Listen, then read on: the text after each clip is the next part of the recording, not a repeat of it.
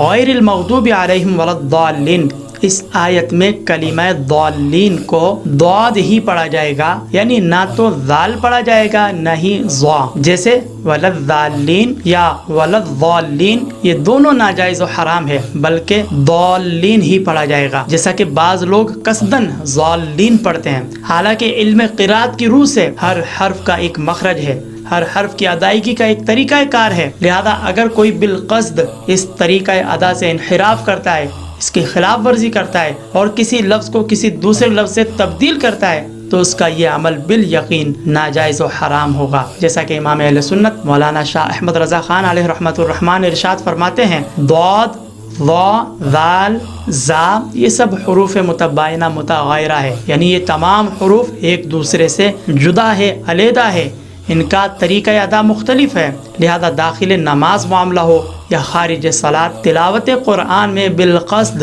کسی حرف کو کسی دوسرے حرف سے بدلنا، جیسے ضالین کی جگہ ضالین پڑھنا، یہ ناجائز و حرام ہے، گناہ عظیم ہے، افتراء علی اللہ ہے اور تحریف کتاب کریم ہے۔ البتہ اتنا ضرور ہے کہ اگر کسی انسان سے کوشش کے باوجود بھی صحیح تلفظ ہی ادا نہ ہوتا ہو اور وہ درستگی کی کوشش بھی جاری رکھتا ہو تو وہ اب اس حکم سے خارج ہے، لیکن جو شخص صحیح تلفظ پر قدرت رکھتا ہو اور باوجود قدرت پر یہ فعل شنیع اختیار کرے تو اس کے گناہگار ہونے میں، اس کے خطا کار ہونے میں کوئی شک نہیں۔